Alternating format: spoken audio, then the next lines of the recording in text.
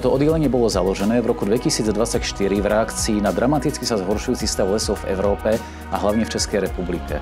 Cieľom je získavanie nových poznatkov o týchto zmenách a najmä podpora ich prenosu do praxe a politík.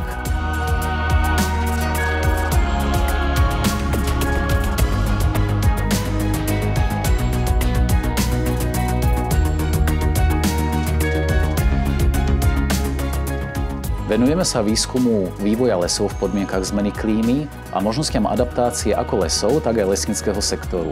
Dôležitou oblasťou nášho záujmu sú prírodné disturbancie, ako sú výchrice, požiary, premnoženia škodcov alebo biologické invázie. V Česku aktuálně probíhá největší kůrovcová kalamita, kterou jsme doposud zaznamenali. Zástupci Lesnické fakulty se účastnili v rámci poradního sboru ministra řešení této bezprecedentní situace. V tejto oblasti intenzívne spolupracujeme napríklad s Ministerstvom zemědělství Českej republiky alebo s medzinárodnými organizáciami, ako je Lesnícky Európsky inštitút alebo Ministerská konferencia o ochrane lesov v Európe, známa ako Forest Europe.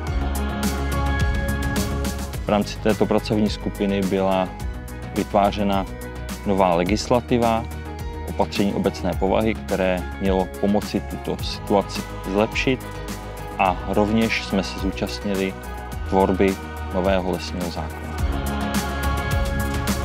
Naše praktické výstupy z oblasti manažmentu rizík, ako napríklad správa Život s kúrovcem alebo politický dokument Management premnožení v 21. storočí, sú v súčasnosti dôležitou súčasťou tvorby európskych aj národných lesníckych politík.